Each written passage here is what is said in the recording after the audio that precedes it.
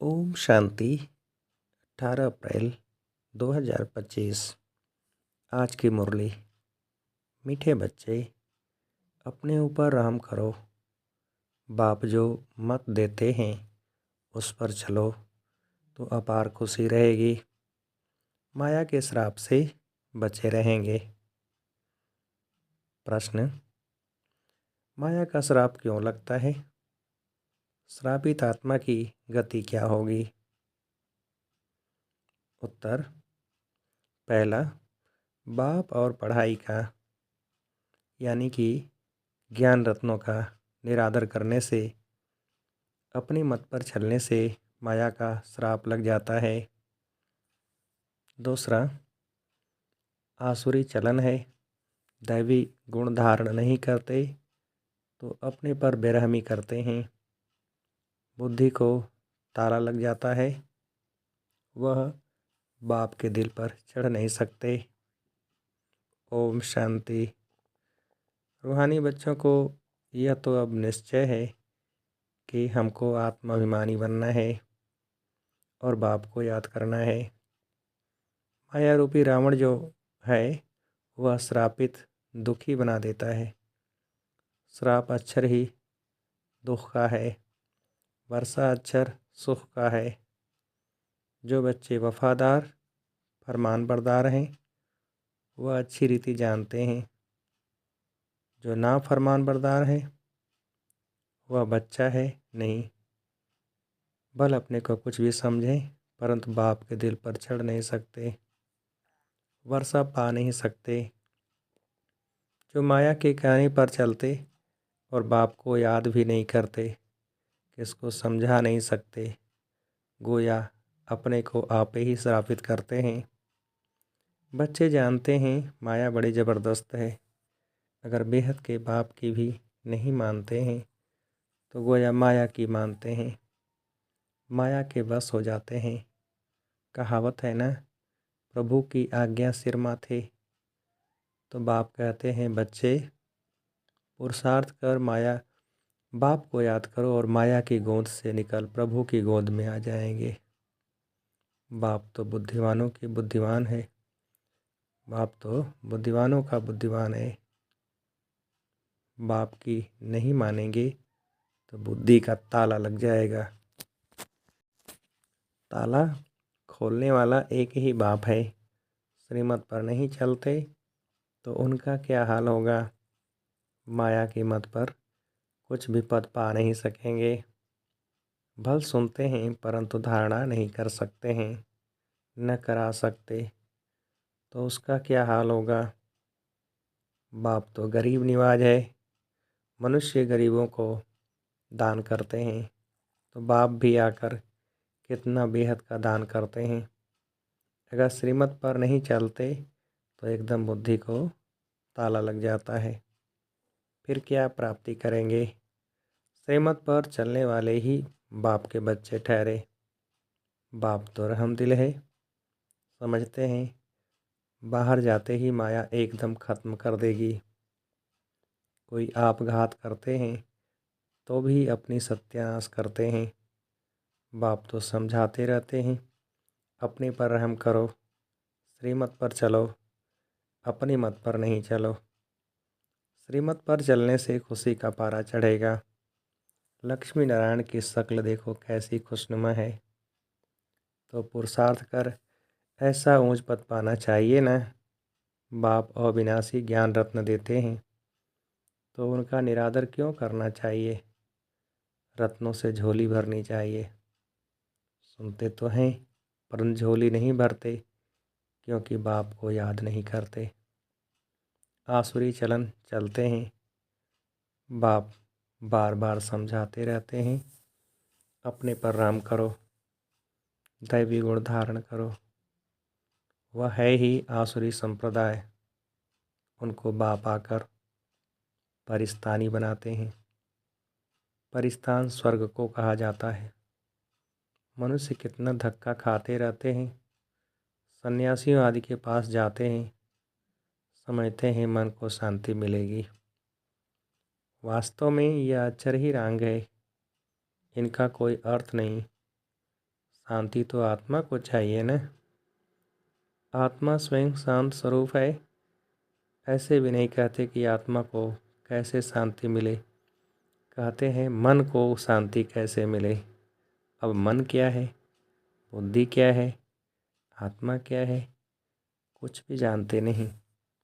जो कुछ कहते अथवा करते हैं वह सब है भक्ति मार्ग। भक्ति मार्ग वाले सीढ़ी नीचे उतरते उतरते तमो प्रधान बनते जाते हैं। भल किसको बहुत धन प्रॉपर्टी आदि है, परंतु है तो फिर भी रावण राज में ना। तुम बच्चों को चित्रों पर समझाने की भी बहुत अच्छी प्रैक्टिस करनी है। बाप सब सेंटर्स के बच्चों को समझाते रहते हैं, नंबरवार तो है ना। कई बच्चे राजाई पद पाने का पुरुषार्थ नहीं करते, तो प्रजा में क्या जाकर बनेंगे। सर्विस नहीं करते, अपने पर तरस नहीं आता है कि हम क्या बनेंगे। फिर समझा जाता है ड्रामा में इनका पार्ट इतना है। अपना कल्याण करने के लिए ज्ञान के साथ साथ योग भी हो। योग में नहीं रहते तो कुछ भी कल्याण नहीं होता। योग बिगर पावन बन नहीं सकते। ज्ञान तो बहुत सहज है, परंतु अपना कल्याण भी करना है। योग में न रहने से कुछ भी कल्याण होता नहीं। योग बिगर पावन कैसे बनेंगे। ज्ञान अलग चीज़ है, योग अलग चीज़ है। योग में बहुत कच्चे हैं, याद करने का अक्ल ही नहीं आता, तो याद बिगर विक्रम कैसे विनाश हो। फिर सज़ा बहुत खानी पड़ती है, बहुत पछताना पड़ता है। वह स्थूल कमाई नहीं करते तो कोई सज़ा नहीं खाते हैं। इसमें तो पापों का बोझा सिर पर है, इसकी बहुत सज़ा खानी पड़े। बच्चे बनकर और बेअदब होते हैं तो बहुत सज़ा मिल जाती है। बाप तो कहते हैं अपने पर राम करो, योग में रहो, नहीं तो मुक्त अपना घात करते हैं। जैसे कोई ऊपर से गिरता है, मरा नहीं तो हॉस्पिटल में पड़ा रहेगा, चिल्लाता रहेगा नाहिक अपने को धक्का दिया, मरा नहीं, बाकी क्या काम कर रहा।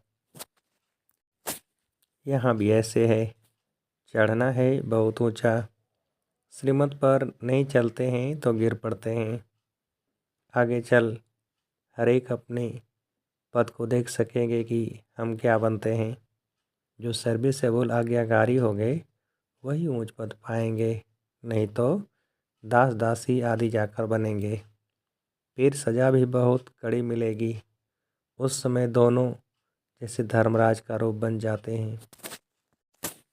परंतु बच्चे समझते नहीं हैं, भूलें करते रहते हैं। सज़ा तो यहाँ खानी पड़ेगी ना। जितना जो सर्विस करेंगे शोभेंगे, नहीं तो कोई काम के नहीं रहेंगे। बाप कहते हैं दूसरों का कल्याण नहीं कर सकते हो तो अपना कल्याण तो करो।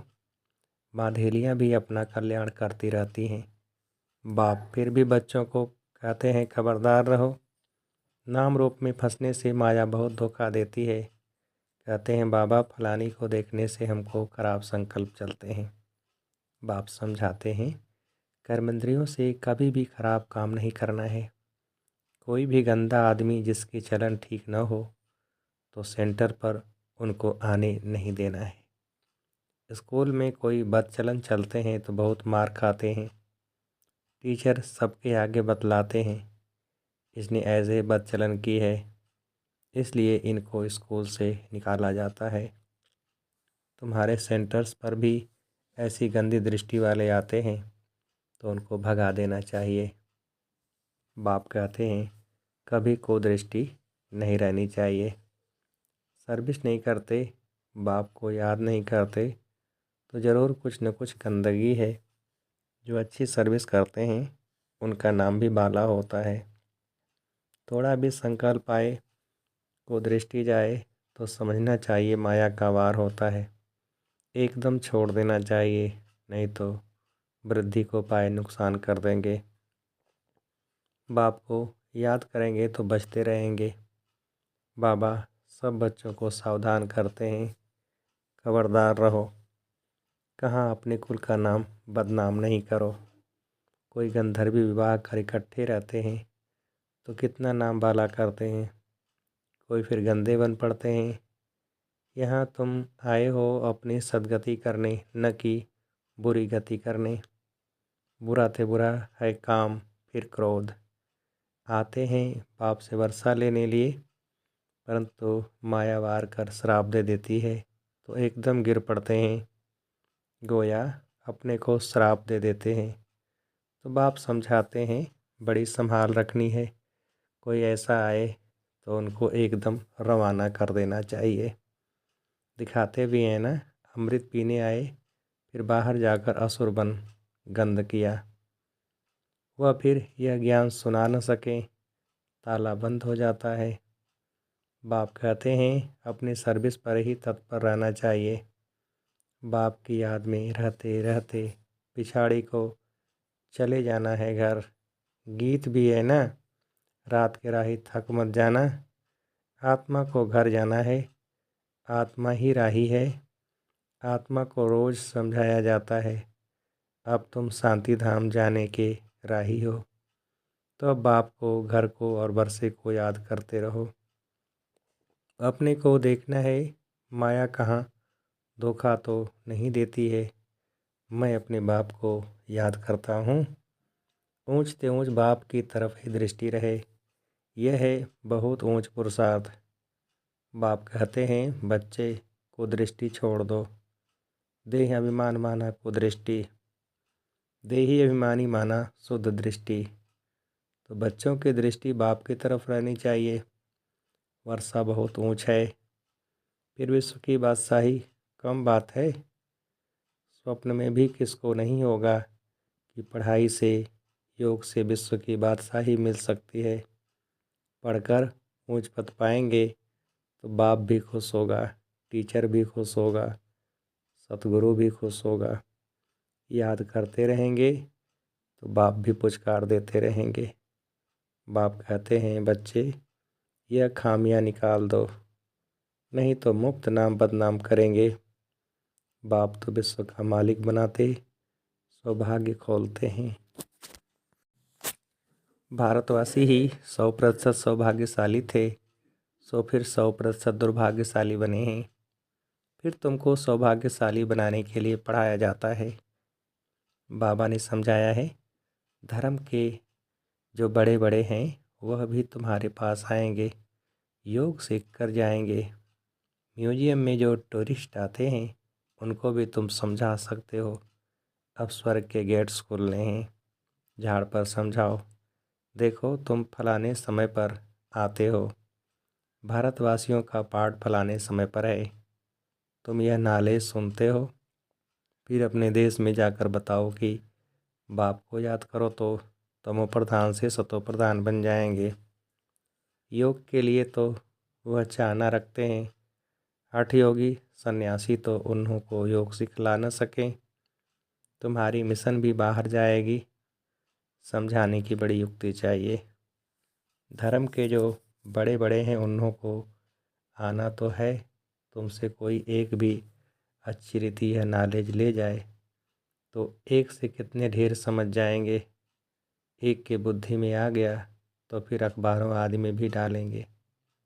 ये भी ड्रामा में नूद है, नहीं तो बाप को याद करना कैसे सीखे।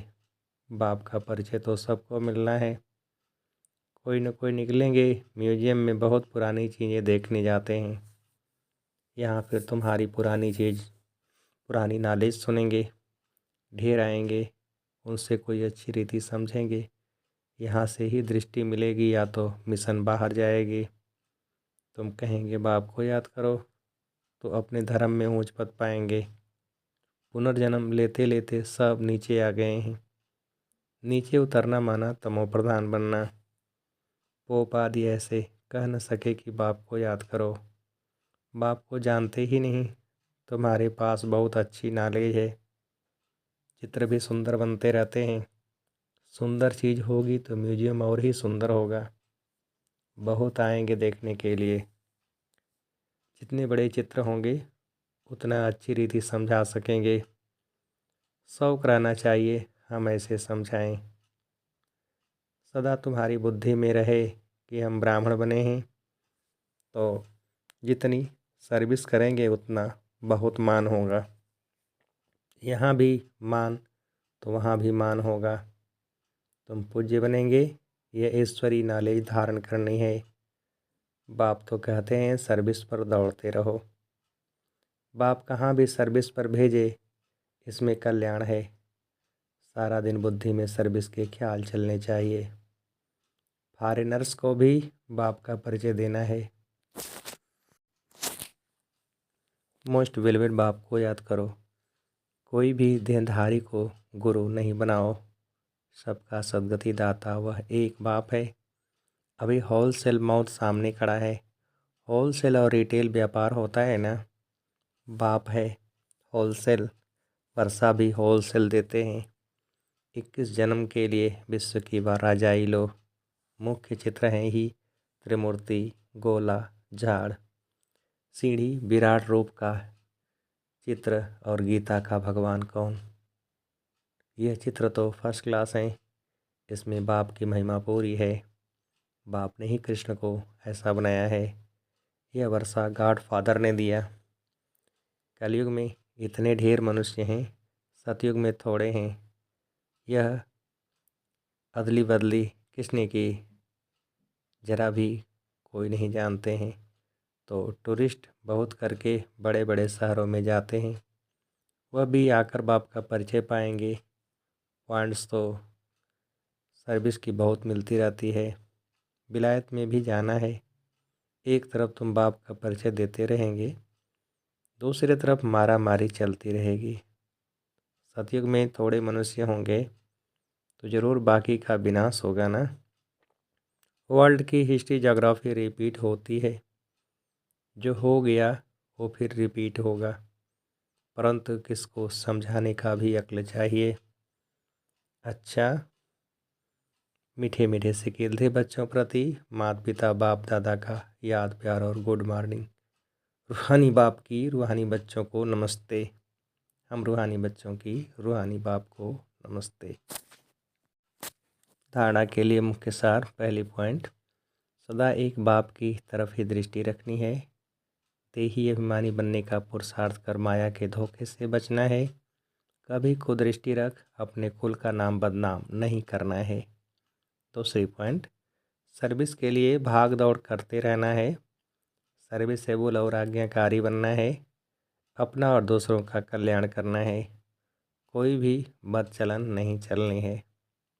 वरदान, फुल स्टॉप की स्टेज द्वारा प्रकृति की हलचल को स्टॉप करने वाले मास्टर प्रकृति पति भव। विस्तार, वर्तमान समय हलचल बढ़ने का समय है। फाइनल पेपर में एक तरफ प्रकृति का और दूसरी तरफ 5 विकारों का विकराल रूप होगा। तमोगुणी आत्माओं का वार और पुराने संस्कार सब लास्ट समय पर अपना चांस लेंगे।